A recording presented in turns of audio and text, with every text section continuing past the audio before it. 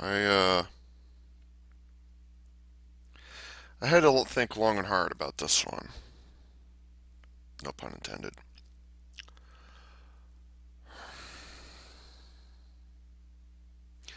I am not happy at all with where Star Trek currently is. I'm not. Because it's Star Trek is currently in its get woke, go broke phase. The same with Star Wars, Ghostbusters, Doctor Who, The Terminator, somehow Rocky Balboa, and what was the other one? Rambo, John Rambo. They've all gone woke, all at the same time. I'm not happy about it. I've kept my distance for the most part by just watching older stuff, and that doesn't bother me. In fact, I wouldn't have purchased my. I didn't think about this. I wouldn't have purchased this if I hadn't been just rewatching good Star Trek, old Star Trek. So, I wouldn't have even found this. Well, metaphorically speaking, I wouldn't have even found this if I hadn't been keeping my distance from what CBS calls Star Trek. Because what CBS television is currently producing, or rather CBS All Access, is not Star Trek. It is Star Trek in name only. Now, in 2009, we've got a whole gallery on here. In 2009, I thought the J.J. Abrams movie was good. It was not bad. I enjoyed the 2009 movie. There were things about it I still don't like to this day, and I've kind of found new cracks in the armor ever since. But and also looking at how Star Wars: The Force Awakens and now Star Wars: The Fall of Skywalker has happened, it in turn impacts how I feel about things previously. But I still feel that 2009 was a fair movie. Not necessarily a great movie, but at the very least, it was a fair movie.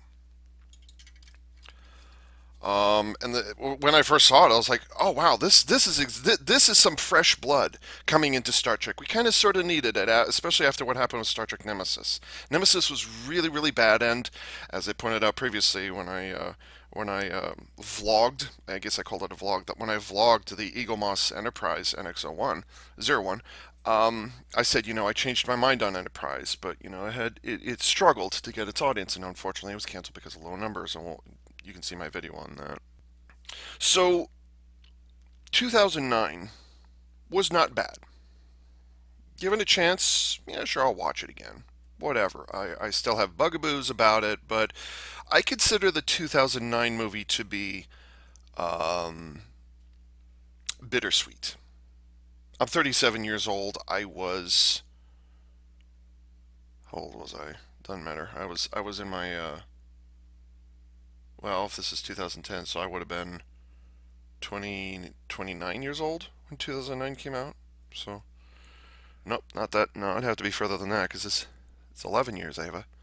God, it's been 11 years since Star Trek 2009 came out. 11 years. So 37 would be 26. I was 26 when Star Trek 2009 came out. And when I initially saw it, I was like, oh wow, this is great. It's fantastic. I was a little confused by red matter and what the hell Nero's doing and how did the Romulans get such an overly powerful starship. And I wasn't aware in 2009 of the. Actually, I wasn't aware of it until early 2019. I wasn't aware that there had been a significant split between Paramount Pictures, which makes the movies and previously television series for Star Trek, and CBS Viacom, who is responsible for uh, part of Voyager and all of Enterprise. I wasn't aware of that split until a little over a year ago, something like that. So that explains the existence of the altered timeline. That explains why it is that things were changed and yet they seem kind of familiar and whatever is because legally Paramount Pictures had to change things. but I wasn't aware of that 11 years ago. So, so 2009 came and went, and I watched it over a dozen times. I thought it was a good movie.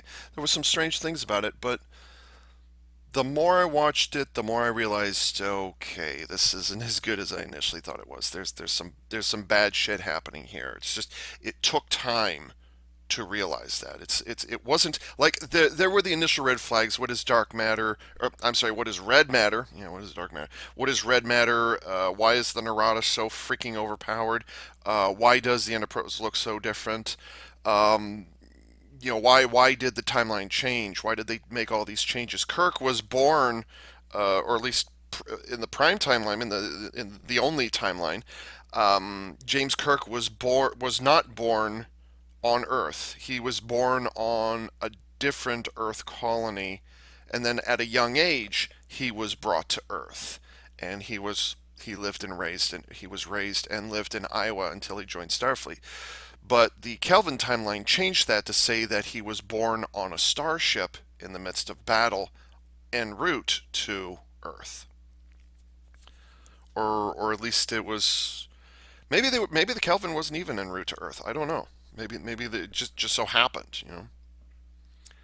Because having kids on a Starfleet starship is a really smart idea. I'm looking at you, Next Generation.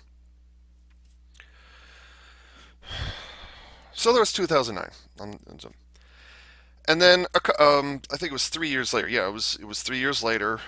Star Trek Into Darkness happened, and oh boy, we thought that Nemesis and Star Trek V: The Final Frontier were bad. That was nothing compared to uh, the ripoff that was Into Darkness, compared to the very shoddy, very poorly thought out, very poorly crafted ripoff. That's the best word I can come up with. Compound word that I can come up for to describe Into Darkness. I saw it one time on television with commercials, and by the time it was all done, there was very little that I was happy about. Oh, big flashy special effects, and oh, there were visuals, and there's pretty people on screen.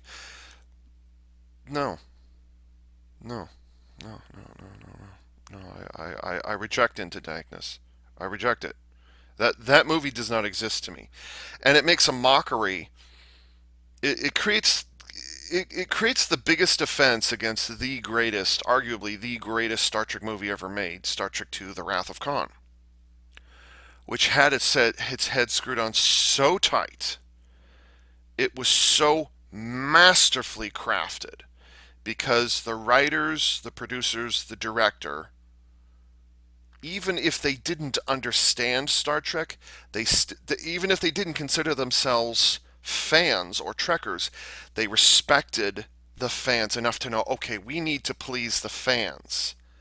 But yes, we also need to fix this film franchise that almost failed in its first attempt. So we need to do a better endeavor with less money, of course. So Star Trek II: The Wrath of Khan, hugely successful, hugely successful. I won't go on and on about each of the movies. I digress. So, and then came Star Trek Beyond in 2017 or 18. Might have been 2017. I don't remember. Which was a further 4 years after Into Darkness came out. And it's been a while since I've seen it, so time may have colored my view of it. But for the most part, I walked away from Beyond. It wasn't necessarily boring. It was a little bumpy, but I could live with it. There was good stuff there, just as I see there is good stuff in Star Trek V: The Final Frontier. It's just how it got to those things is where things got a little messed up along the way. As I explained in my video of the U.S.S. Calvin, I said, I kind of swim against the current when I say that I like Star Trek V: The Final Frontier, but I haven't gone into detail on it yet. So, but but Star Trek Beyond was acceptable, and it doesn't have as many red flags as the 2009 movie does. And it succeeded in avoiding the pitfalls, the numerous pitfalls that its immediate predecessor, Into Darkness, gladly walked right into with the biggest grin on its face. So I was not offended by Star Trek Beyond. I thought there was some good stuff in there. There's some questionable things, but I'm not offended by them. That's the big difference between Star Trek Beyond and Star Trek 2009, or just 2009. So, yeah, Star Trek Beyond, yeah, I find it acceptable. That was in 2017. That was also the same year that, and this is the only time I'll say this title, at least in this video, Star Trek Discovery made its debut, henceforth to be known as STD. The teaser trailer looked good for STD. Looked fine. I'll post a link in the description. You can check it out yourself. I was enthusiastic when I saw that trailer. There was no mention of names. The only name we got was the name of the Discovery herself. And I liked the trailer.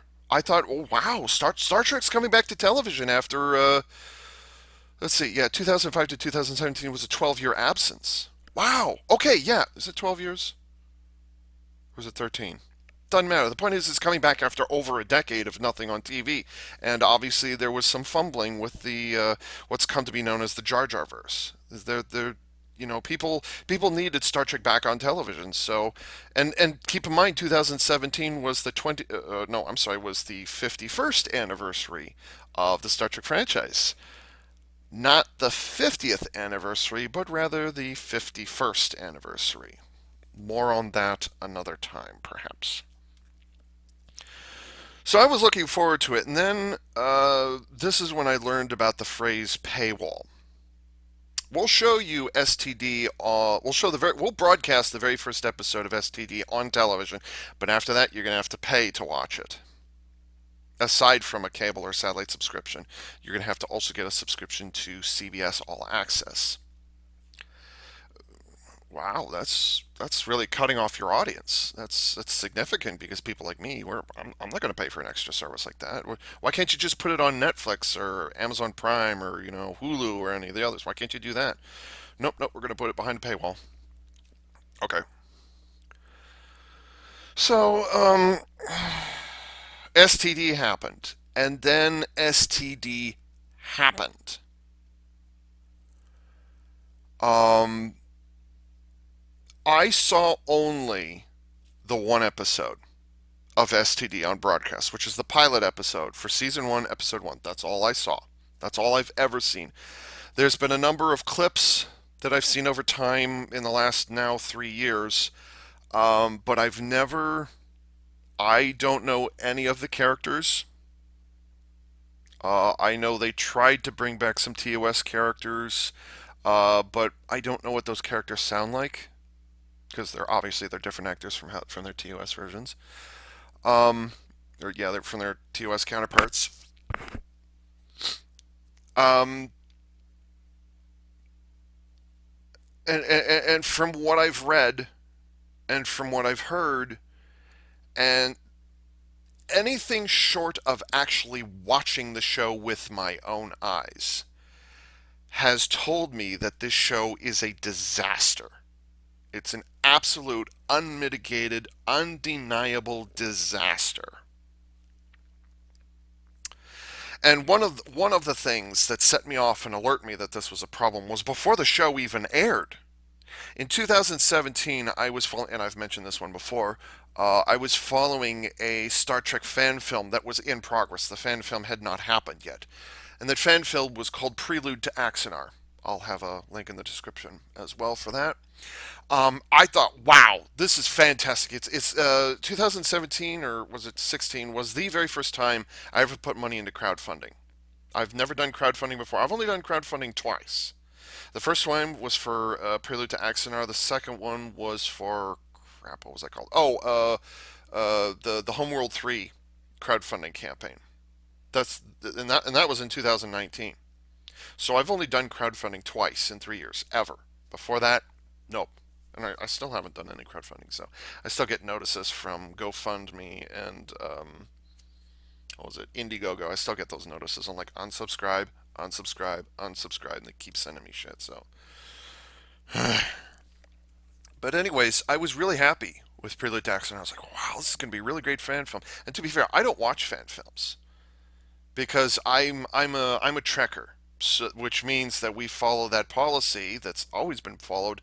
If it's not on screen, it's not canon. It doesn't count. It doesn't exist. Even if it's an officially licensed magazine that comes directly from the writers, producers, editors, special effects designers, doesn't matter. If it's not on screen, it's not canon. It doesn't count. This, ironically, is the huge trap that Star Wars has fallen into because Star Wars currently is heavily influenced by its off-screen content, video games, books, role play games, tabletop games. Did I say video games already? I think I did. Merchandise of all kinds of sorts. Star Wars is no longer, and this has been going for over 20 years, the extended universe. The extended universe is a part of Star Wars as much as the movies are. When Disney came along and removed the extended universe, well, it basically cut off Star Wars at the knees. You know, when I heard that happen in 2015, I was like, whatever, Star Trek's been doing that forever. You know, Star Trek, it's always, I mean, for decades, it's always been, if it's not on screen, it's not canon. So I didn't feel bad for them. I was like, hey, welcome to the party. Here, come on over to Trekville. We'll help you through this. We know it's a troubling time for you. Come on over here. We'll help you out. So, the extended universe and that whole thing, turns out it had far more sinister reasons that we were not aware of in 2015 when The Force Awakens came out. And then Star Wars, right after that, was it went broke or went woke and got broke. So, but I'm not here to talk about Star Wars. So, STD first season came and went, and there was a lot of controversy. It was, I mean, it could not be more mocking of what Gene Roddenberry, Gene Kuhn, Robert Justman, I was sorry, I said Blackman previously, I was wrong, Robert Justman and Dorothy Fontana put together in 1966. Or, yeah, 1966. It could not have been the opposite of what those four people had intended. And all the other writers and directors and producers and even the actors themselves had contributed. Thank God Leonard Nimoy didn't live long enough to see Star Trek go up in flames. I mean that.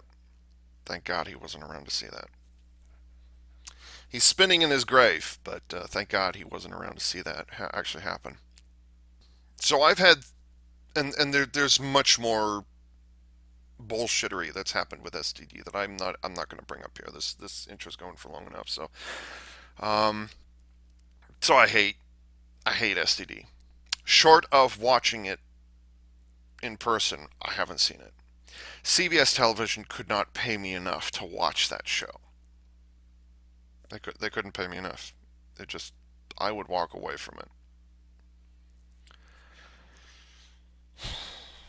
it. It completely violates everything that at that point 50 years of Star Trek history had said. The winning formula was completely thrown away in favor of those Twitter check marks and those Facebook thumbs up. Star Trek was thrown away. It was thrown away, and at this point, we have Star Trek in name only. And we just recently learned that season 3 of STD has been approved. ST Picard, which is made by the exact same people who are currently destroying STD. ST Picard made its debut in London about 12 hours ago. And I'm already seeing video highlights from the American audiences who they are now getting to see it, and all the what are they called? All the titles They're all saying the same thing. ST Picard is a failure. In fact, they're calling it Star TP. STP or ST Poop, as I'm inclined to call it, they're all saying the same thing. They're all saying it's a failure. Well, how do you know unless you watch it? My dad actually came in here last night and he was talking to me about something else. The topic came up again about hey, you want to watch Solo, a Star Wars movie? I said no, I'm not going to watch it. Well, why not? It's Star Wars. Don't you? I thought you liked Star Wars. Where have you been for the last 6 years? I've been telling you that things are wrong here. And well, and the argument he used ignorantly, innocently, he asked, well, how do you know unless you watch it? I said, because I've seen reviews, I've seen summaries, I've heard other people whose thinking is along the same lines as me. They don't like it, and the summaries that I'm reading, the summaries coming from CBS television, I'm reading those, and I'm reading reviews and all these things, and the vast majority of them are saying the same thing that I'm thinking. I'm choosing to align myself with the fandom menace. The fandom menace, to be clear, may have started as a Star Wars thing in the early 2000s, but it has since evolved to include Ghostbusters, Doctor Who, The Terminator, Star Trek, and Star Wars. Actually, Star Wars is already and many other classic science fictions. Okay, so the fandom menace incorporates all of those things, not just Star Wars. It started as Star Wars, but it has since evolved to include all the others. So I consider myself to be a member of the fandom menace. I mean, there is no registry card that you have to have, and you don't have to have your name on the list. And you don't have to. But I consider myself a member of the fandom menace. I'm what these big entertainment industries are throwing at us right now is completely despicable. It's completely unacceptable, and I believe in the power of social justice warriors, and I believe in the power of third wave feminism, and I believe in the power of political agendaists pushing their bullshittery that I don't want to hear about. I don't care. I don't want to hear about it. I don't want to be part of it. I go to Star Trek to escape all of these things. Not to escape my life, but just to get away from some of those pressures for an hour and a half, or 2 hours each day. I want to get away from all that. And right now, they are shoving it down our throats. And political correctness and Orange Man bad and environmentalism and humanity bad and, condemnation left and right. And I won't have it. So if the entire industry is dead set against what fan opinion, and they refuse to even acknowledge the fans, let alone listen to them, if the only thing that the Hollywood industry will listen to is this, then that is the language I will speak to them in, by withholding mine. I did not go to see the Fail of Skywalker in theaters. I do not have CBS All Access. I have not purchased any. Yeah, right. What am I talking about? SDD has no merchandise. It doesn't matter. I I will not click those trailers. I won't even give them a view count on YouTube of trailers for their next season. Um, my dad, like I said, he came in last night, asked me if I want to watch Solo. No, I'm not going to watch Solo. Hey Ava, we got the episode 9 Star Wars movie. You want to come down and see it? I'm going to walk away. I'll go grab a TV tray, go in the other room, and watch something else. I'm going to watch something that's actually good. Oh, but Ava, we have it on DVD. Keep it away from me. I'm not going to watch it. I'm not going to acknowledge it. I do not want that to taint, to poison, to degrade, to belittle, to condemn the winning formulas that existed beforehand. So, no, I won't watch it. If the only way that these corporations will respond is to view counts, then I will not give them my view count. If the only way they'll respond is to buy, satellite channels and to buy merchandising, then I won't buy them. That is me responding. I won't go on Twitter, Facebook myself. I won't do the social media thing, except for here. I won't do the social media thing and openly condemn. I won't get into that. My answer will be my silence. The answer will be my wallet is more full than yours. That is my answer. So no, I'm not going to watch STD. I'm not going to watch Short Treks, and I'm not going to watch ST Picard. It's not even Picard at this point. It's for all intent from what I've heard, it's just going to be it's going to be that movie that came out a couple of years ago, Old Man Logan. And that was an X-Men property. So that's all that it is. So yeah, I and my policy right now is just to sit and wait.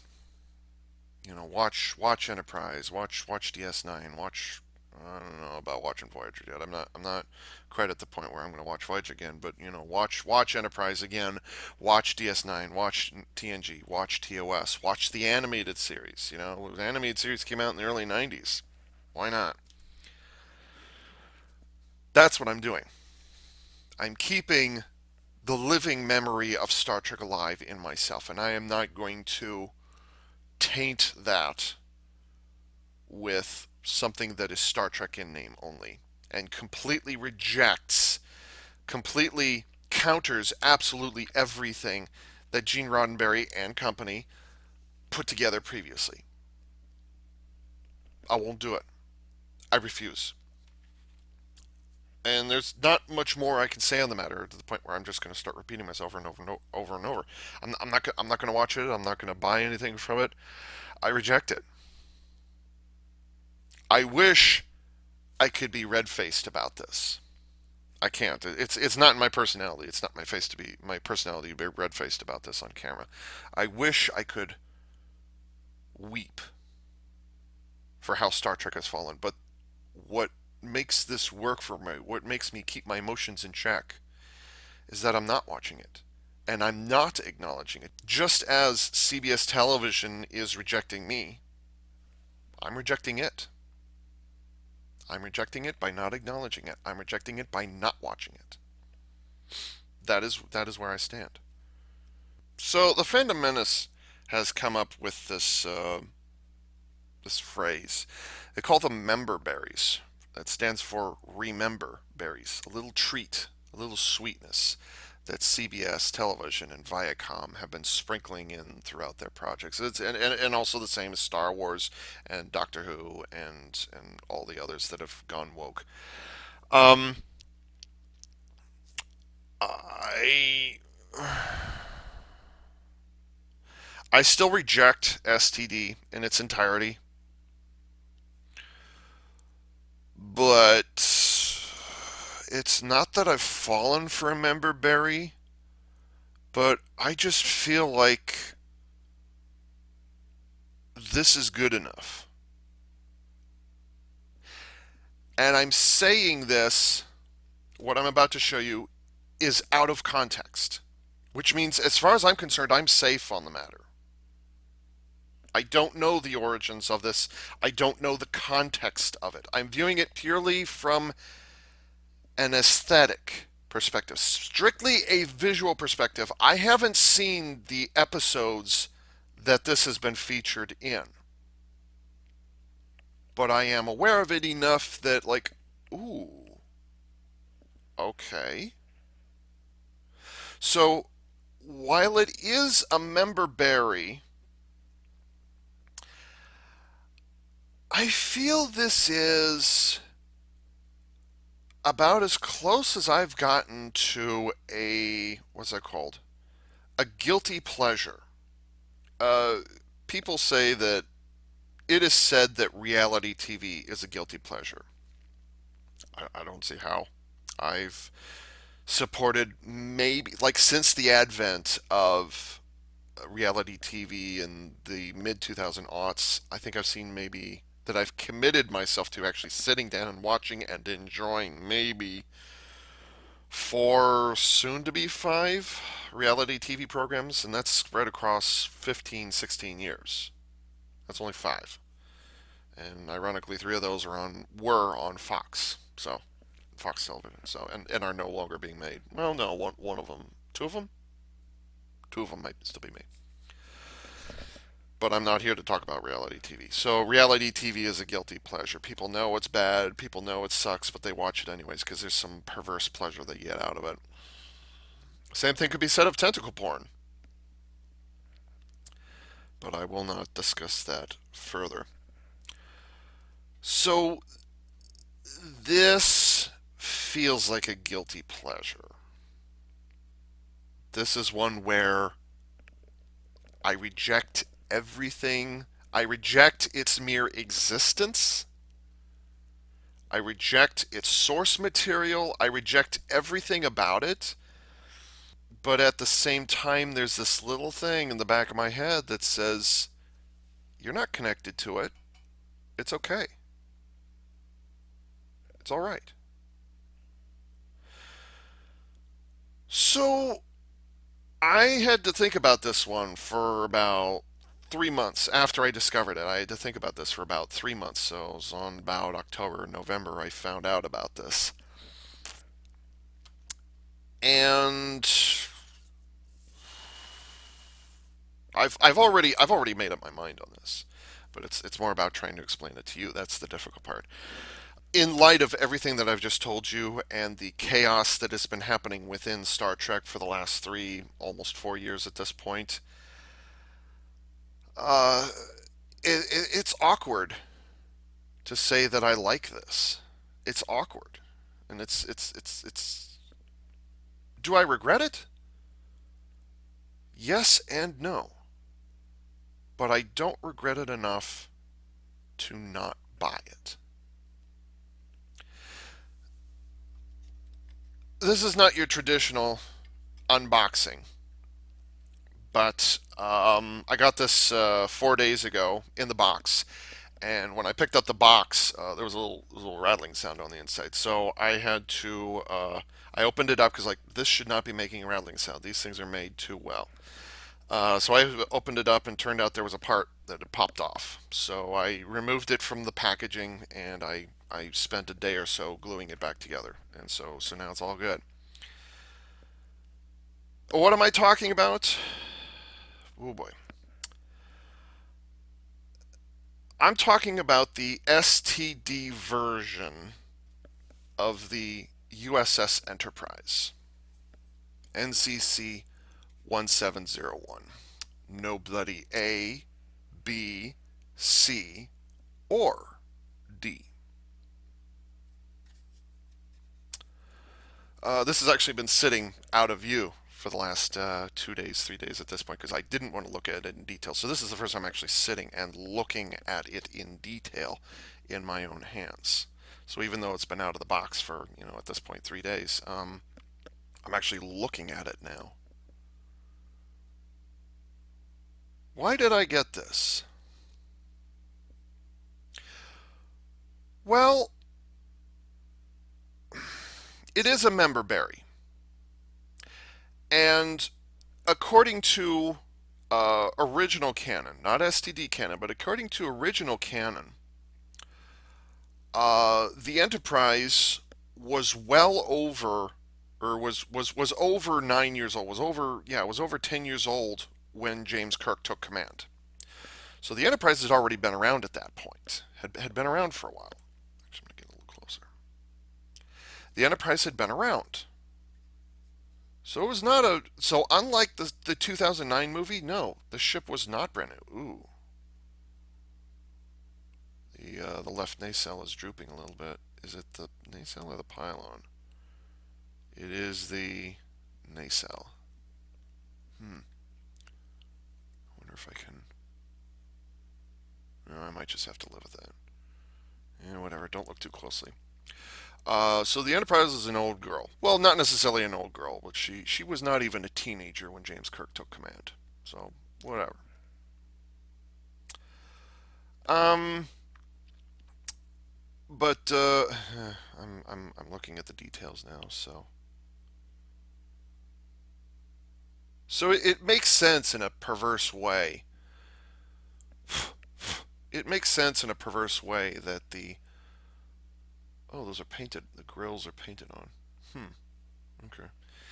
It makes sense that the Enterprise would be featured in STD in terms of timeline, in terms of history, it does make sense that the Enterprise would be brand new at the time that STD made its debut. So it absolutely makes sense that Kirk would not be in command, that Spock would not be aboard.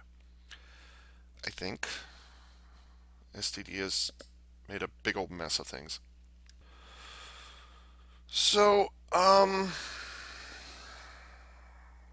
yeah, I like it. Oh yeah, why did I get this? It's not, I mean, this is not even a protest. It's not a protest. But here's the interesting thing.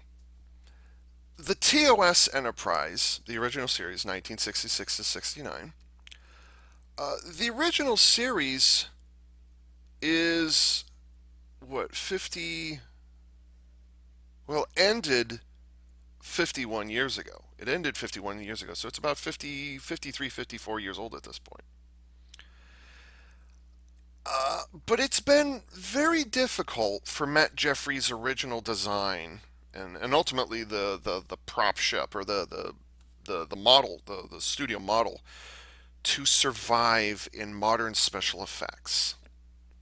Oh god, that is a lot of dust. Oh shit, I did not think about that. Yikes. Oh god, what have I done? Oh, that felt is so dirty. Oh, what have I done? Okay. Matt Jeffrey's original design of the Enterprise um, is classic, is iconic, but it's also very much a product of its time. But at the same time, it is also a it set the standard by which all others are judged. But as Next Generation came along, as the movie technology started getting more and more advanced, as Star Trek 2009 came along, it became increasingly difficult to put not financially, that's not the problem, but it became increasingly difficult to justify using this 40 or 35, 40, 50-year-old spaceship, fictional spaceship, starship, I'm sorry, on screen with modern day special effects. If you watch the Star Trek Deep Space Nine, was it sixth season or fifth season episode, Trials and Tribulations, they've got a, I want to say that the Enterprise was all CGI. That was the first time. But at the same time, that was also the first time in over 30 years that the TOS Enterprise, not the refit Enterprise from the movies, but the TOS Enterprise was to be seen on screen again. That was the first time in 30 years at that point. And if you put the TOS Enterprise up against just even the Defiant in that episode, just in that one episode, there's a huge visual difference between them. The what is known as the visual language of Star Trek and of Starfleet and the United Federation planets has changed not just over the course of 100 or even 200 years, but it's changed over the course of 50 years in terms of television and movie production. And so the question has become, how do you convey that design with modern special effects? And believe it or not, Enterprise actually raised that bar even higher. A lot of people said, well, it's too futuristic. That was one of the common complaints about the Akira Prize is it's too advanced, it's too futuristic, it's too detailed. It doesn't fit. Well, let's get rid of that for a moment. If you get rid of the TOS Enterprise, and then if you look at, say, the TMP Enterprise, the Enterprise refit, the Enterprise A, and compare that to the NX-01, then yes, the NX-01 does make sense, and it does look primitive, and it does look streamlined and yet somehow slightly awkward, and there's things sticking out of it that don't make a whole lot of sense. I mean, I said it when I unboxed this, not even 2 weeks ago. When I unboxed this, I said, this right here, this little is like field warp field stabilizer. I think is what this is. That looks like uh, the Enterprise A bridge, or it looks like that little crystal thingy at the top of the neck, at the back of the saucer. That's what it looks like on the TMP. That's what that thing looks like, and maybe that is exactly what it is. I don't know. I think it was like the impulse, whatever. So if you take away the TOS Enterprise and you jump from NX class to Constitution refit, then this makes sense. So the question becomes, if that makes sense, where does TOS Enterprise stand? Where does the Constitution class stand in terms of special effects, in terms of that visual language which has dramatically changed over the course of 50 years? And the answer is, and there are two answers to it. You can either just keep using that same old design in other movies and other television series, and audiences will go, "Oh, it's so nice to have the old gal back. Wow, she looks really misplaced." Or you can create an updated version that bridges the gap between NX01 Enterprise and TMP Enterprise, or even skip the TMP Enterprise and just go straight to Next Generation Enterprise. If you make that comparison, then Matt Jeffries' design is almost irrelevant. Almost. It's still the progenitor of all Star Trek Federation starships. It's still the progenitor of all those things, and I won't argue that. But it does, as time progresses, and keep in mind I've been a Trekker since I was 5 years old, so I've been exposed to Star Trek my entire life. So what I'm proposing here is may sound a bit heretical. I mean, I still appreciate the TOS Enterprises, and I've got the Diamond Select Toys HD edition Enterprise, which I reviewed for CollectionDX.com. I'll link down there. I've still got it, and it's still covered in dust, and it still has that piss circle on the top. They call it the HD edition. Apparently, the HD edition TOS Enterprise was apparently one of their lower selling units. It was actually one of their badder selling units. And then I have their 14, 16-inch Enterprise Delta. So apparently that was one of their best. So I've kind of got the spectrum. I've got one of their worst, and I've got one of their best. But anyways, I still have that. I still respect that. But even as a almost 30, yeah, as a 30 plus year Trekker, I've been following it for 30 years, over 30 years at this point. Even I have to admit, yeah, that you can put whatever you can put whatever kind of updated Aztec patterns on there that you want to, and you can update the Bussard collectors, and you can maybe rearrange the windows a little bit. You can do that as much as you want to, but at the end of the day, it's still a 54-year-old design. It still is. It's hard to avoid that. So Hollywood has had to come up with an answer for how do we put the TOS Enterprise up on screen, whether it's the big screen or the silver screen. How do you do that? Well, the first answer to that was to just throw away. Well, no, not throw away. That's not fair. But to just redecorate and update the TOS Enterprise. That was the answer. And we got what is now known as the Church Prize, which, aside from two bugaboos, I don't have a problem with it. Now the Playmate Toys 2009 Enterprise that I reviewed, I sold that years ago. I got rid of it. That I reviewed for CDX.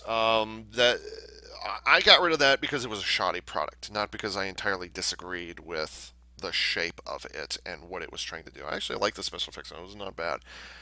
I say that now, having not remembering what I actually said in that review. I'd have to go back and rewatch it. But anyways, I maintain that aside from two visual bugaboos, external only, the Church Prize is not bad.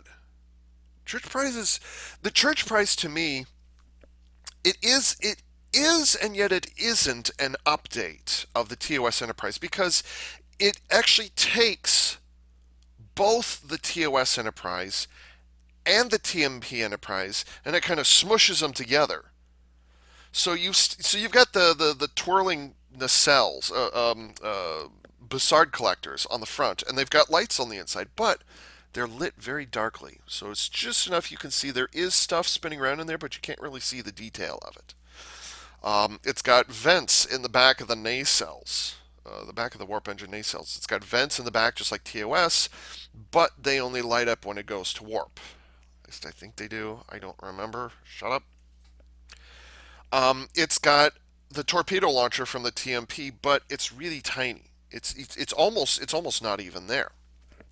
It has the deflector dish on it, which is an actual dish, but it's extended outwards away from the hull. It extends outwards a little bit, and there actually are some moving parts on there, which TOS Enterprise had zero moving parts on it, like absolutely none. They couldn't afford to do that, and even that's an eight. It's like a 10-foot miniature, studio set. No, no. So there's a number of things on the Church Prize where or where um, he he has representations of both TOS and TMP at the same time on it. While at the same time, you get things like the bridge, the glass window bridge, which I still disagree with, which I still don't like. But then and you also have the neck, which is a completely different shape, and it's actually more like the Enterprise Delta neck, where it extends it goes down and it curves and it goes all the way back to the what's it called, the shuttle bay. The shuttle bay, the shape of that is different from both of them. The nacelle pylons. Um, I don't have any examples here. Yes, you do. The pylons. Those are they're straight, but they also acknowledge TMP Enterprise by having a curve on them, which actually, in my opinion, feels a little more like the next generation Enterprise Delta than it does TMP version. So mm. so I believe that the Church Prize is actually a successful merging of TOS and TMP at the same time, and then it's got a different color palette to it to suit the needs of the film that it was made in. So I've got no real problem with the Church Prize. Oh, it's too big, and then there's this and that. And that. It looks fine to me. It looks fine to me. Now, the problem with the Church Prize is that it was made exclusively by it is registered to Paramount Pictures, and CBS Television can't use it any more than Paramount Pictures could use the TOS Enterprise. So they were required to make this huge alternate version of the Enterprise, TOS Enterprise. They had to do a different version of it. They were required by law. As stupid as that sounds, because don't forget, in 2009 and 2008 when the movie came out, uh, Paramount Pictures and CBS Television were not talking to each other. They were competitors, so they couldn't work with each other. They can't share designs. They can't do anything. So Paramount Pictures had to modify it. So that's why the Church Prize even exists in the first place. But even if it didn't exist, you would still need to uh, update it, because putting TOS Enterprise, or, yeah, again, as I'm bringing up, putting TOS Enterprise on the big screen, if you think about the 2009 movie and then you try to picture Matt Jeffries' design flying around all over the place, yeah, it might be recognizable, but those special effects and the way it's treated and the way it moves around all those things, it wouldn't have worked.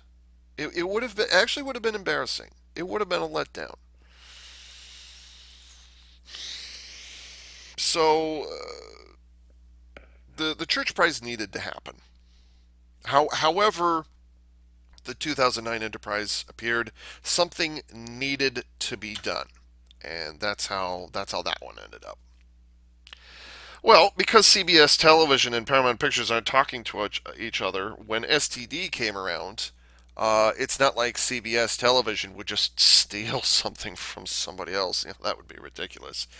In order to make they they had to make their own enterprise. They had to make their own version of it. But again, there's this weird legalese bullshittery happening that says that the enterprise has to be 25% different.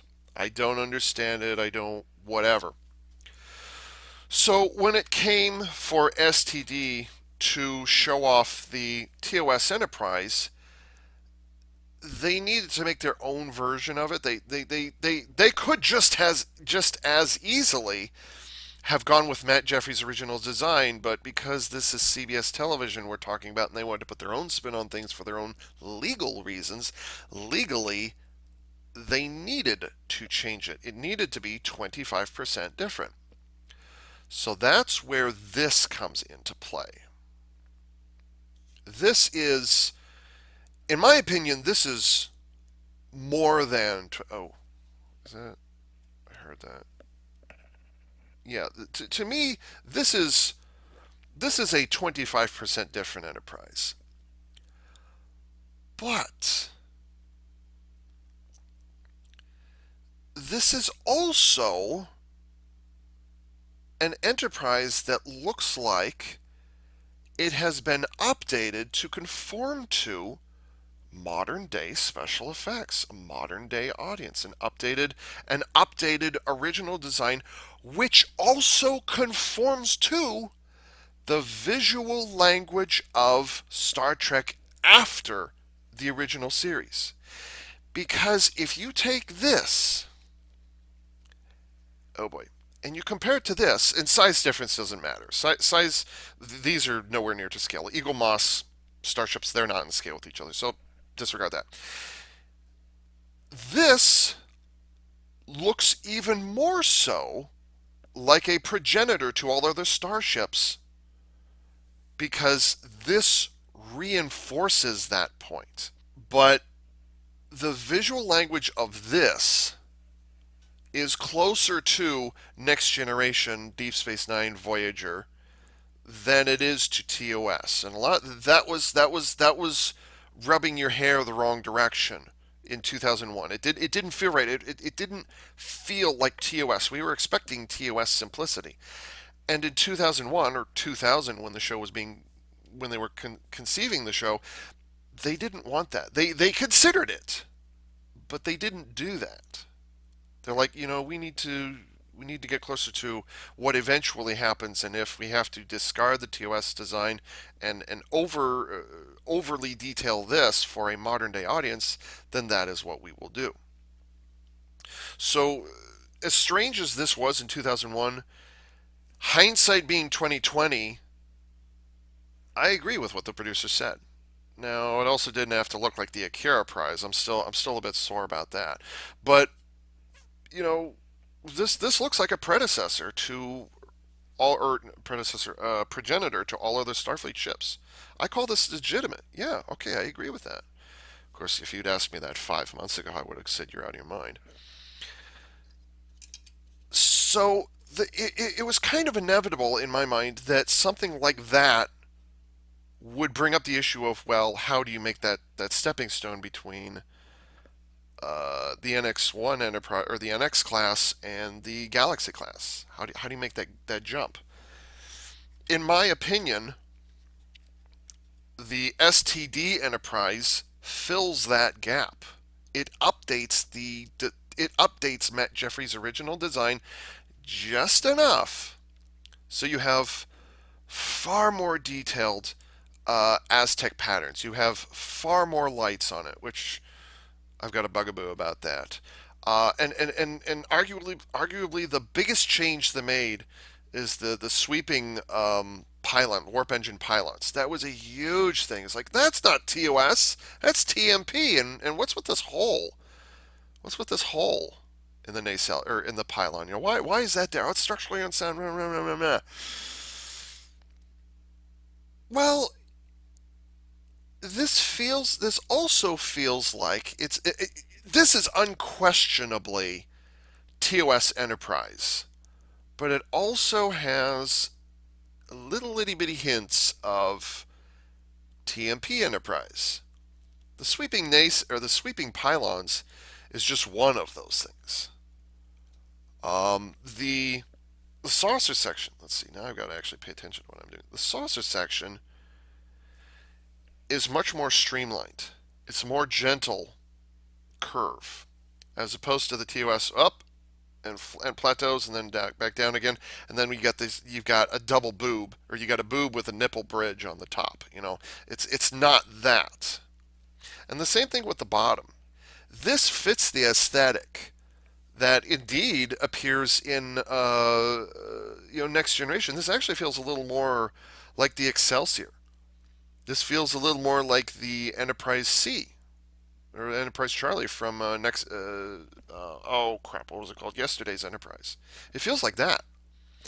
And I haven't really pointed it out yet. And that light is really blinding me. And the other thing is that you notice that just like the NX refit, the warp engine grills, or the warp nacelle grills, are not visible on the outside, but they are visible on the inner side. They are visible here. So that is consistent with, whoever designed this. I don't know who designed this. Who designed this? It doesn't say. Whoever designed the STD Enterprise, I feel like this is somebody who knew their Star Trek, somebody who was deliberately paying attention to their Star Trek, who was told to disregard canon, make the Enterprise as much not Enterprise as possible. But I feel like this person, whoever designed this, they danced a very fine line. They got it as close to TOS Enterprise as they could justifiably get away with, while at the same time sneaking in TMP Enterprise, and at the same time as that, making that visual language jump between NX class and Galaxy class. This successfully bridges the gap while maintaining the original shape of TOS Enterprise. And that's why I bought this. I don't know what it does in the show. I hear that they have space fighters and they have mecha in Star Trek. Like, I don't know how, but I don't care, because if I ignore STD, if I ignore the source material,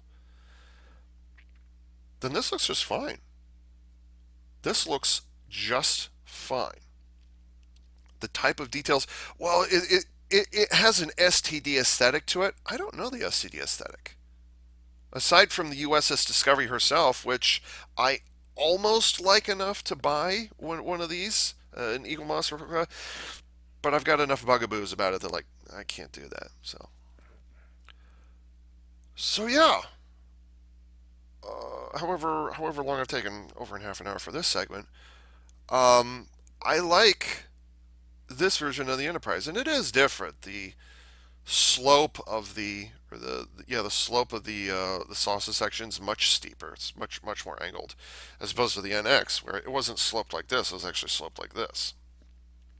I like the more muted bridge tower plateau thingy. I like how it's more muted. It's more streamlined. I like that. I like the font that says Enterprise on a NCC 1701.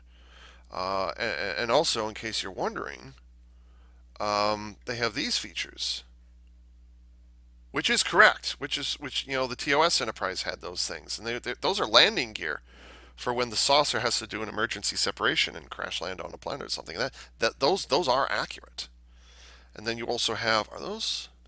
Yeah, you have the forward torpedo launchers right there, which is fine. But then at the same time, you also have, let's see, I see two there. Oh, so there's two. No, correction. There's four phaser turrets on the bottom. They're set up opposite each other, but on the top, there's one there, and a third one there. So whoever designed this thing, they knew what they were doing when they designed this. I don't know if they put phaser turrets and torpedo ports on the back. I don't know. But I like this. I like that. I really do. It's got now Gene Roddenberry when they were making the original Enterprise, the U.S. Enterprise. The instruction that he gave to Jeffries was no fins, no flames, no smoke. So yeah, there are some fins here, and then who did the TMP version? Was that Andrew Probert who designed the movie version? Was that Andrew Probert? I think it was Andrew Probert's version, which had kind of had the fins. No longer had these whatever these were on the back. These were now covered up in the movie version, and then there was a fin that sticks up under the bottom. Well, guess what? There's a fin underneath on the underside of the nacelle, indicating that in the future, when this changes into the refit Constitution, they're going to take this fin and extend it up into this.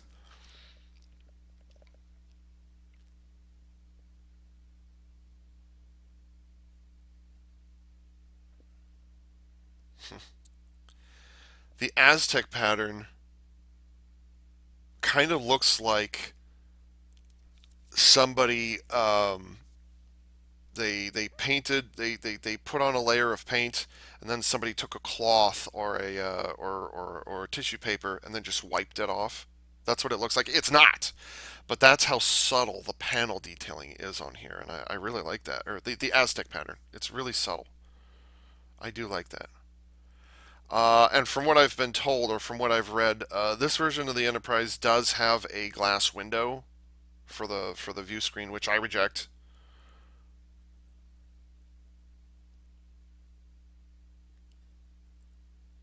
Huh. Now keep in mind, I haven't looked at it in detail. It's been sitting there out of sight. I actually put a piece of paper over the top so I couldn't look at it. So this is the first time I'm looking at it in detail. Got a little bit of drift on the windows, the paint detailing of the windows, at least on the saucer. But there's no paint drift on the windows of the neck and um, the neck and the engineering hull. How's that doing? Yeah, that's fine. As I mentioned over half an hour ago, I mentioned that there was a piece rattling around on the inside, and that's the reason why I opened this up in the first place.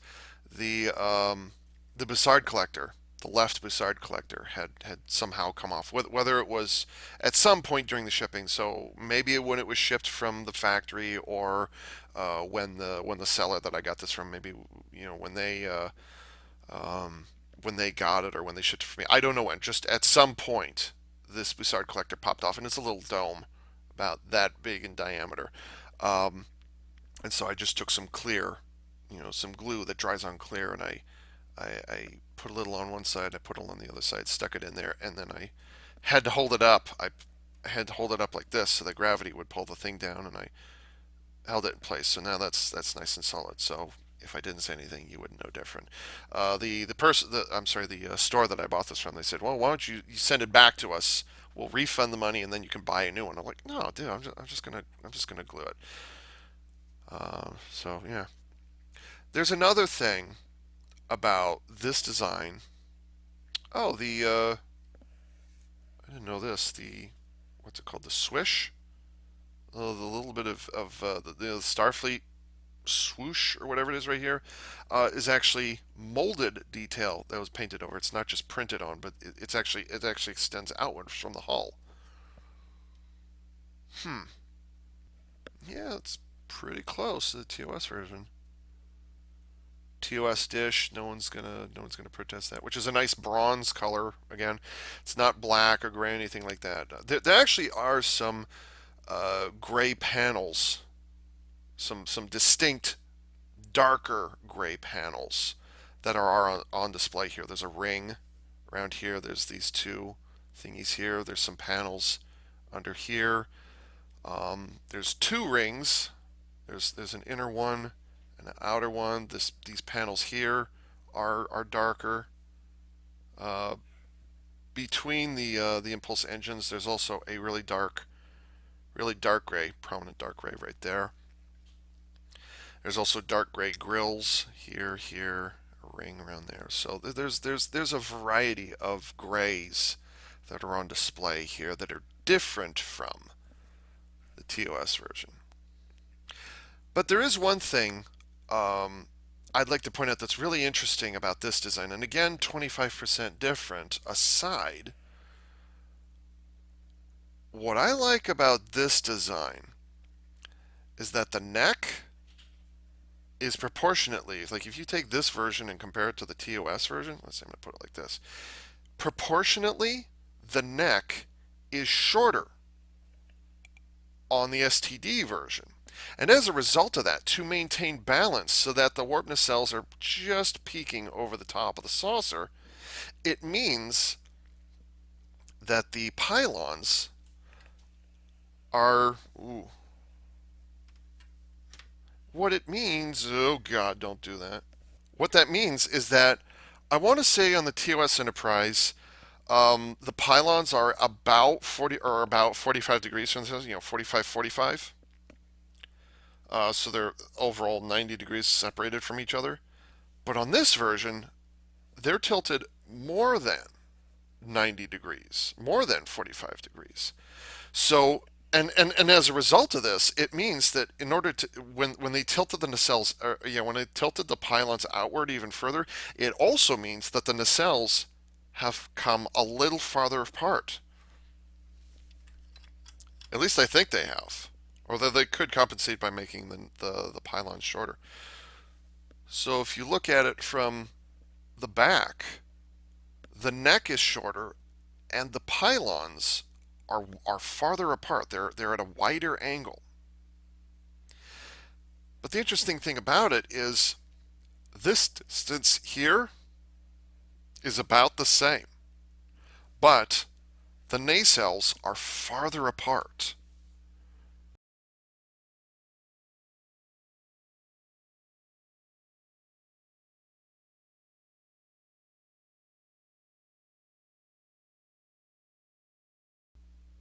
Which I'm not going to argue with that. I actually kind of like that. It flattens it out a little bit, and I'm not opposed to that.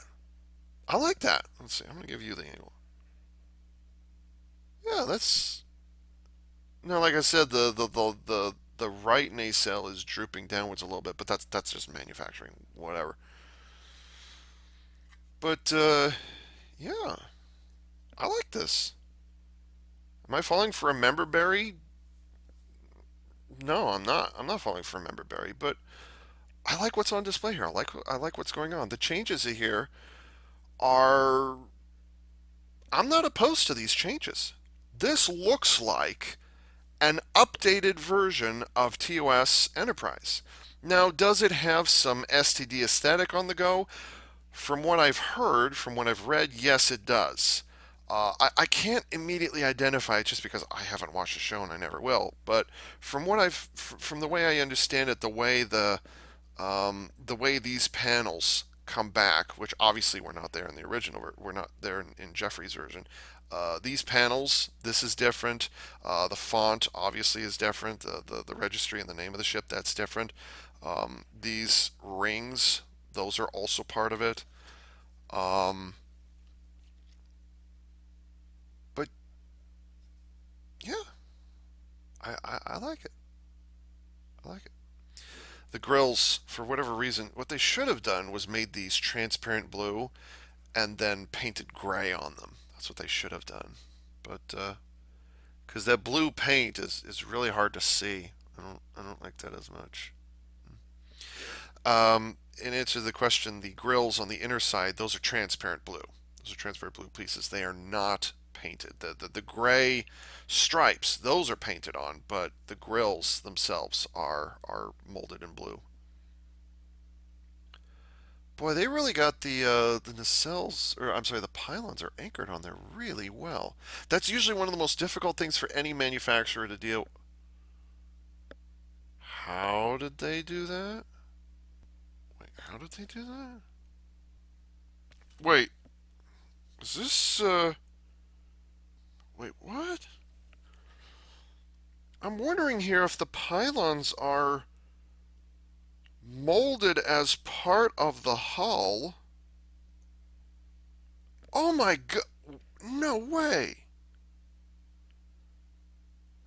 Oh my god. Wow. I've never seen I've never seen a physical representation of the Enterprise that came from like a model kit or a toy or anything that I'm aware of, and please do correct me if I'm wrong. I've never seen a molding of the Enterprise of Enterprise, TOS or TMP Enterprise where the pylons were molded as part of the engineering hull, because the engineering hull has a separation line along the side here. So I kept looking for a line down the center, but there's not. It was molded from above and below. And the neck is also a single piece. That's part of it. Wow. I've never seen that before. Usually the pylons are something that you attach, that you glue it on, you snap it on, or whatever. But in this case, they're part of the engineering hull. I was not expecting that. Wow. Because I kept looking for, like, okay, how'd they get in there? And I'm like, no, no, those actually are part of it. So kudos to Eaglemoss for figuring that out. Good for you. That must have been a bitch to do, though. Because they didn't mold it from the front and the back. The markers, the tiniest of giveaways of flashing. Like there's a tiny bit of flashing at the very back, at the very end of the neck. There's the tiniest of flashing, which just whatever. So that was the giveaway for me. Wow, I can't believe they did that. That's incredible how they did that. Wow. Kudos to Eaglemoss. Well done. In answer to the other question, the top of the saucer is die-cast metal. She's actually quite front heavy, as all Enterprises are wont. Or yeah, this she's that's that's die-cast. That's plastic, plastic, plastic, and those are plastic as well. So once again, all the die-cast metal make the Enterprise extra top front heavy, extra top and front heavy. And the dish is also ABS. I'm not going to go through every. Oh, wait, does she have. Wait a minute. How many phasers do you have on the bottom? Ordinarily, it would be anywhere from 1 to 3, but wait a minute. How many? 3, 4, 5. Wait. 3, 4, 5, 6. Are there 7? Really?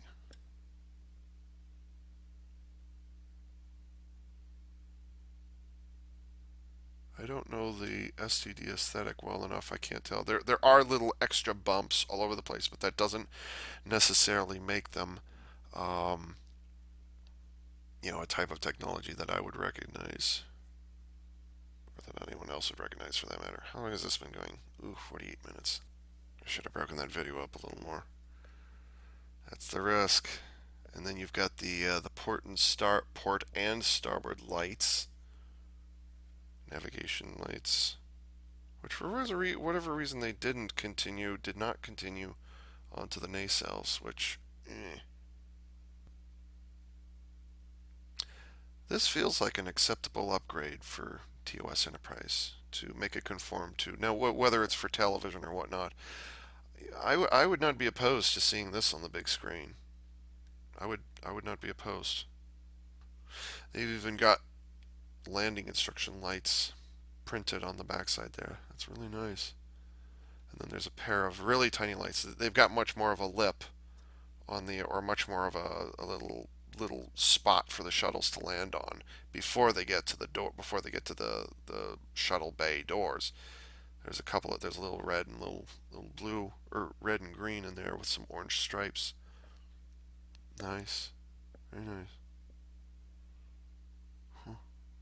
I also like the wider dispersal of the impulse engines. The impulse engines are further apart rather than being clustered in the center. They actually split them farther apart, which is actually which is, if I remember correctly, that's not how they did it on the. How did they do it in the church version? Church prize. I don't remember off the top of my head. It seems to me they had them slightly farther apart than usual because usually they're right next to each other.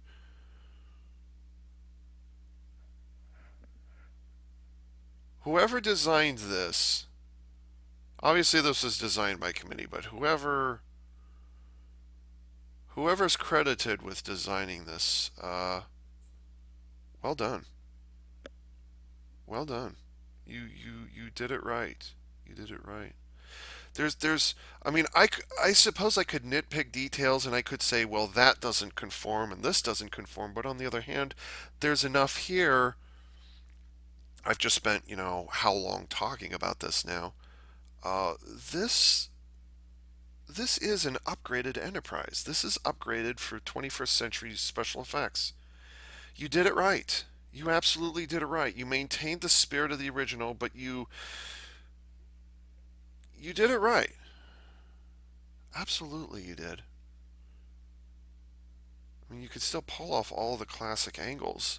You could still stick that camera in all the same places and get exactly the same effect.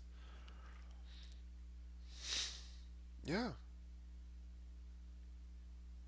I don't know why you put the those holes in the pylons, but I'm not opposed to them. I'm not. Yeah. I like this. Well done. And I'm never going to watch STD. Apparently, it's been renewed for its third season. They're shooting their third season, and I'm never going to watch it. I don't care. But this is satisfying. I th- well done. I like this. They've even got, and this is a small detail you usually didn't notice, just because you wouldn't see the Enterprise like this, or you wouldn't see it, up close or anything. But they've even got this black or this dark gray band on either side here of the navigational light, navigational beacon. They did that right too. My version of the TOS Enterprise HD edition, that has it as well. And and it also matches. Actually, I have to be more careful with the NX one. It actually matches up with the black band, or the darkened band. It should be dark. I think Eaglemoss screwed up a little bit here. This band on this side, and again on the other side, those should be darker, but for whatever reason they're not. I don't know why they didn't do that, but yeah, it that actually ties it in. Visually that ties it in a little bit better. So yeah, well done. Whoever designed the STD Enterprise, well done. And this is not a so clap. This is not sarcastic. Well done. You did it right. Thank you for getting it right. Whatever CBS television said the criteria was, you updated it.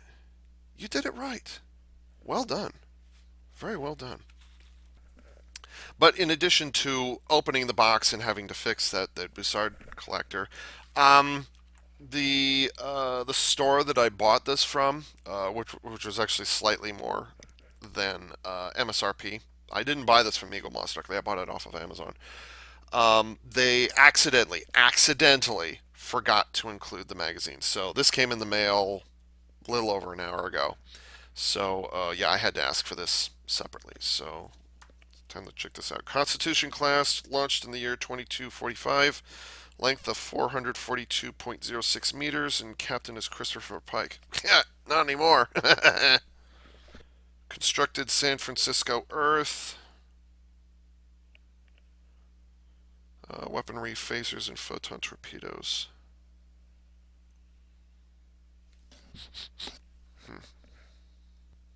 I actually have.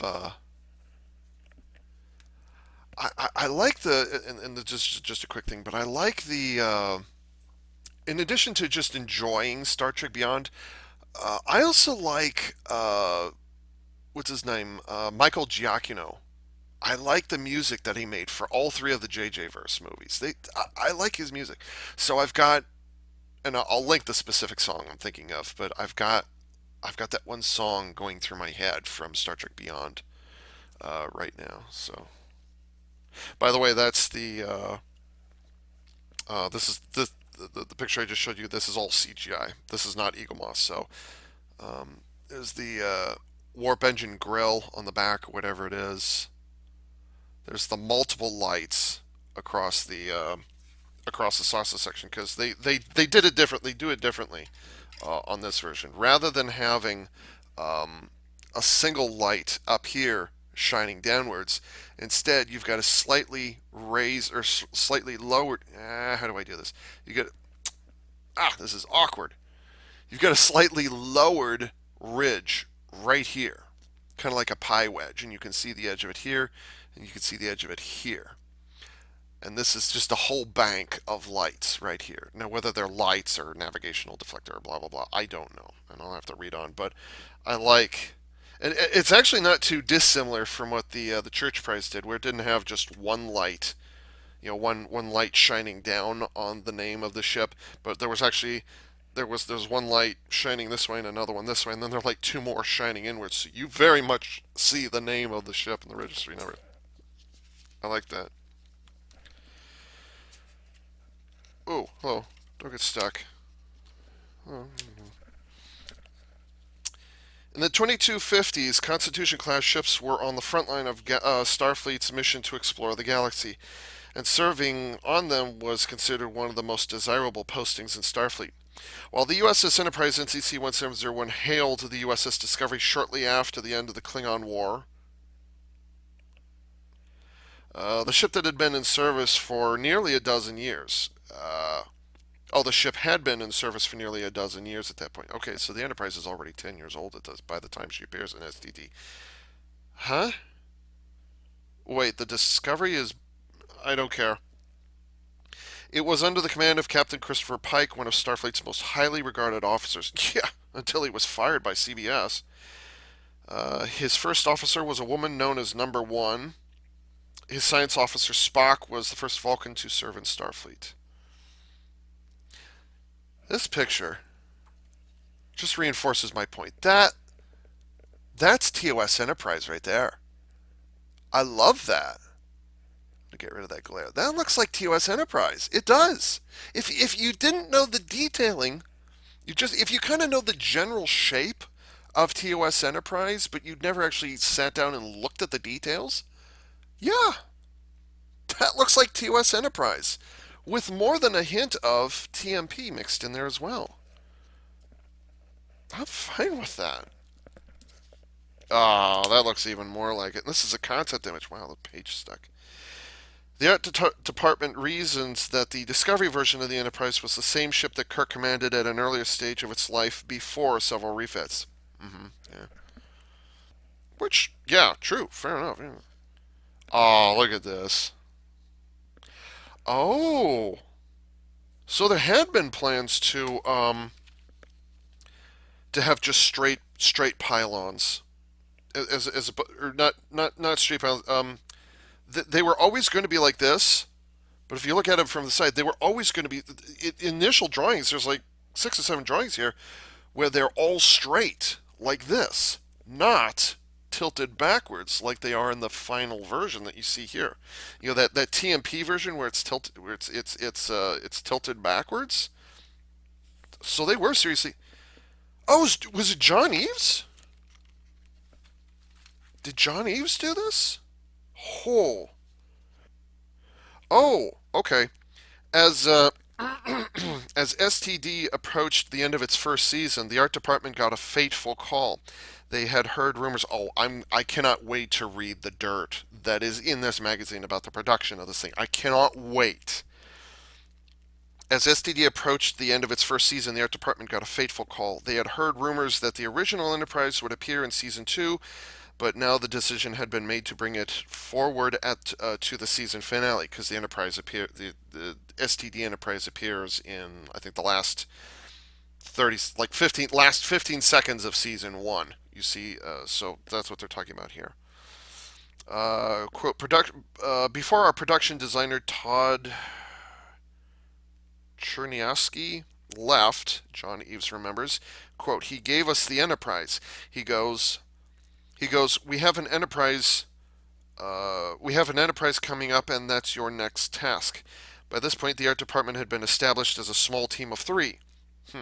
Eves' job, John Eves' job, was to produce initial sketches, which he then, which he then passed to Scott Schneider, who in turn, who I'm sorry, who turned them into 3D models. Eves would normally paint extra detail onto these before handing them over to William Budge, who would work on the final level of texturing and detail, including the position of all the necessary tech and the exact scale of the model. We work we work as a trio with a production designer, Eves explains. It's amazing to watch this process go. Scott doing the modeling, and he'll pass it to William, who makes additional changes like adding shuttle bays and stuff. It's a really cool collaboration. The three men all worked remotely and never needed to meet. In fact, Eves says that he and Budge have still only met over the internet. All of them were excited to get the chance to work on the Enterprise. When we started developing it, we had no script, Schneider smiles. We just had an outline. Aside from a few minor notes on the way, there was very little feedback, so it was pretty much left to the three of us. That was our golden hour. Huh. So you had to make it different, but not so different. Oh, this is juicy. And you can see here they've got pictures of TOS Enterprise here and here. And then you see the concept drawings. And you can see on all of them, I know my hand is covering it up. You can see on all of them, the pylons are straight. Even over here, the pylons are straight. That's interesting. At that stage, they were considering that. And the picture they show here is called Original U.S.S. Enterprise Space Cruiser Starship Class. If you look at, or if you ever get the chance to read The Making of Star Trek, which was published in 1967, it's an amazing. It's one of the hallmarks of mid Star Trek productions. So. Star Trek: The Original Series was at its peak when this book was written. It was actually it was published between seasons 2 and 3. So there's a lot. So this was before season 3, kind of. Um, but yeah, if you ever get the chance to read The Making of Star Trek, absolutely read that book. My dad has it. I love reading that thing.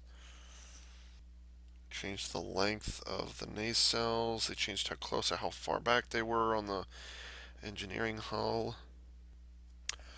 Really? Oh, interesting. When the warp nacelles, or I'm sorry, the come on, get off there. It's a little difficult to get it off the display stand. I don't know why. Everybody associates with the TOS Enterprise and even the TMP Enterprise these nozzles or whatever these things are on the back end. They're not they're slanted like this. They're slanted in this direction, and then they're round from above and below. But on here, the opposite is true. They're slanted inwards like this.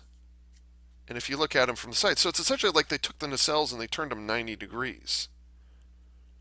And then it would be rounded here, but it would be slanted inwards like that. That's interesting. That's interesting. I didn't know if they would have considered that. That's a detail I've often thought of, so yeah, that makes sense. I also like how this is a bad angle. How the impulse engines, they don't just exist as this extension here. It doesn't exist as an extension here, but they've added a little extra on the underside. They've added a little extra, an extra raised surface on the panels on the other side here, and you can see it in many of these drawings. It's actually pointed out in this third picture here. Neat. And even early on, oh yeah, there it is, right there. One of the biggest questions was what the exterior of the ship would look like. The team experimented with an Aztec pattern, but suggested that part of the ship could be left as bare metal, like the Enterprise NX-01. So they did reference the NX-1. I was right. They looked at the NS-1 when they designed this thing. And because this is John Eves we're talking about, John Eves has been involved in Star Trek for over 20 years. Wait, didn't he? Didn't John Eves design the Enterprise E for First Contact? I think he did. So it's the same guy. And the grills were originally the TOS Enterprise has these grills, but they're not colored. It was next or no, I'm sorry, it was the TMP, the motion picture is the motion picture where they added color to the interior. But these concept designs, they're all still gray grill. The new Enterprise combines details from the original, such as the design of the Bussard collectors, with new elements that were designed for Discovery, such as the light that shone on the registry. Yeah, that's what I was talking about earlier. The kind of the pie wedge, um, not embossed, but the section here. There's a whole bunch of lights shining down all at the same time. So apparently that's normal. Uh, oh wow! Oh, these details. One of the modifications involved creating an extended landing platform from the back of the shuttle bay. Yep, that's what I was talking about earlier. They got a thing sitting right there. Schneider added functional details such as the RCS thrusters on the back of the warp nacelles. Where are those? Oh, I see them. Yeah, cool. Okay, all right. One idea the team suggested was to add codes to the hull that actually. Oh, one of the ideas the team suggested was to add codes to the hull that were actually the initials and birth dates of significant figures in Star Trek history. Easter eggs galore. Gotta love those behind the scenes Easter eggs. They're all over the place. It's right up there with the cult of 47. I was right. This is designed by people who knew TOS, who respected TOS. I thought it was like, okay, this is all corporate designed by. No, it was only designed by three people. This absolutely. Wow. Schneider paid an enormous amount of attention to the details when he modeled the ship, from the exact look of the impulse engines to the interior of the shuttle bay. Yeah, that shuttle bay does look like the TOS shuttle bay. It's just got a little more detail that they wouldn't be able to do in 1966. So, yeah. Oh, I see. They added that detail. The the extended impulse engines or whatever it is, they're talking about a detail on page 17 that obviously because they're adding something new, they're talking about the detail, how they added it and why. What the hell is that? What the hell? Schneider suggested giving the front part of the bridge the ability to turn transparent. Ew! What is that? Actually, that would make for a nice observation dome thingy. Huh. Okay. All right. Okay. Okay. Different times, different. All right. Okay. I can't get pissed about that. I can't get pissed. I won't. I won't get pissed. It's probably a detail you never see in season two. The Enterprise was featured prominently in season two. Wow, the level of detail. The Enterprise made its debut in the closing minutes of Discovery's first season when Pike's ship hails the U.S.S. Discovery before dropping out of warp. After the VFX team built their model and continued to after the VS ugh. After the VFX team built their model, they forgot a comma in there. They continued to refine the design, and made several important changes to the ship's proportions. Yeah, I can hear that. I wonder when the decision was made to tilt it, because pretty much every single drawing and CG everything suggests that swooping the nacelles back or swooping the pylons backwards must have been a last minute change. I think that's what they're doing because every single drawing, the pylons are straight, every single one of them. Yeah, it's not until the end of the book here where there's one picture, one final pre-production image. Might even be the final production design where the pylons are tilted backwards, and then there's an actual screen grab from STD. So there's how she appears at the end of season one, and then this is the only picture in this entire magazine where the nacelles are or where the pylons are tilted backwards. A lot of love went into this. Maybe that's it. Maybe that's what I'm picking up on. There was love. There was love for Star Trek that went into this, and uh, corporate. This is probably the only thing out of this entire show that they got right. It's probably the only. Yeah, I was right. The nacelles were wider. Yeah, that's the weird thing about it is the nacelles are farther apart, but as a result of that, the whole ship is a little shorter. So she actually has fewer decks. She has like 4 or 5 fewer decks, something like that. I like that. I like that it's slimmed down. That works. But it's not so slimmed down it ends up looking something like the Excelsior class. It doesn't do that. This is not a complete redesign starting over from scratch. This is taking something that was well established and updating it. But updating it with people who not only are professionals but who are also competent in doing modifications like this. These are special effects artists who know what the hell they're doing. And they're attempting to modify a cultural icon. That's a hell of a thing. And they did it right. They absolutely did it right. So this was John Eaves and two other guys, at least initially. Eaves had designed two other enterprises. He did the Enterprise Echo. Oh, I think he also did the NX class. I think he also did that. Right? I don't remember. Okay. This is the final paragraph. Eaves has had designed two other enterprises, but for him, this stands out as one of the highlights of his career. This was really an honoring project, he says. How often do you get to take a Jeffries design and work on it, on a scale of it being a very rare and fantastic treat to do? I think we all thought this was probably a 12. Uh, it was really a very fun thing to do. I couldn't have been more thrilled about how this thing turned out. Just watching what William and Scott were doing the whole time was fantastic, and I thought the finished project was just immaculate. Absolutely. Absolutely. I agree. I completely agree with that. If I disassociate this from STD, and it seems like the people who were designing it were also now obviously I have not been reading everything here, but they just left the production designers alone.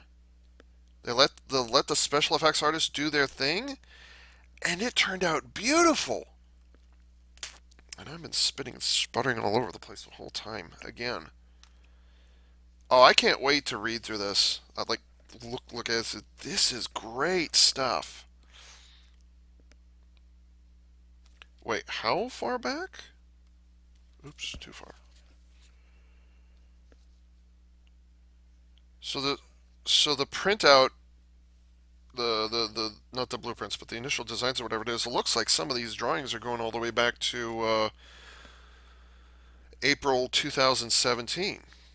Oh, I guess it would have to because at the end of the first season, that's when. Yeah, I guess that would make sense. It would have to be. So what's the last? Yeah, so that's October 2017.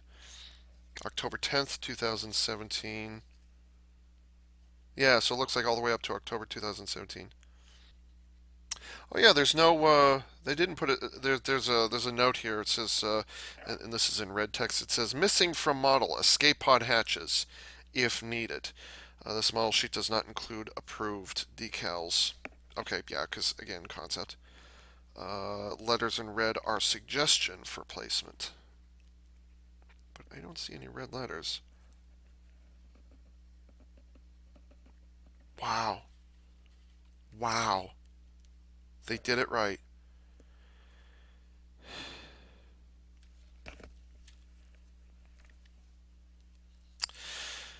If only the rest of STD had been put together with such TLC. There's another dimension out there. There's another universe where STD is hugely applauded by people like myself. And, it has TLC like this in it. This is tragic. This is fucking tragic. It looks so damn good. It looks really. It updates it. I mean, I have no idea if Matt Jeffries would approve of this or not. I don't know. But that being said, this is great. I accept this. This works for me. I, goddamn, I don't care if it's an STD. It looks great. It looks fantastic. And how many fan artists have taken their crack at TOS Enterprise over the half century? They said, "Oh yeah, I'd like to add this detail, add that detail." Well, John Eves, not only is he a professional in Hollywood, but he's also a trekker. He got to do what every trekker has ever has gotten to do what every trekker has ever wanted to do. Put their signature on TOS Enterprise. This worked. Yeah, I'm just gonna keep babbling on and on. Oh wow, really? She has torpedo launchers between the impulse engine exhaust manifolds. That's funny. I didn't know they had. Oh, so that's what the torpedoes are. Okay. All right. Okay. Okay.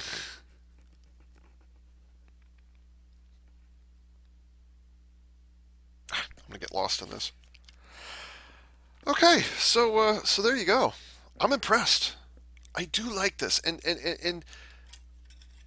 re- really get off there. Regardless of its source material, and that's the crucial thing. That's the crucial thing. I have not seen STD aside from that first episode. You didn't even see the U.S.S Discovery herself, so I don't care. I don't care. It's not connected. The stigma, the stench, the filth of STD is not here because I haven't seen the show. I don't know what she does. I don't know what happens in. And I don't care. You know what? All you have to do is look at it from this angle. Let's see. That's the Enterprise. That is the Enterprise. That's not a corporate ripoff of their own property. That is the Enterprise. Absolutely, it is. I love this. It's great. I don't care if it came from STD. This is great. I really like this. Well done. Well done. Now all I need is Eaglemoss to make a. It probably won't happen, but what I'd like to do is I'd like to see Eaglemoss make a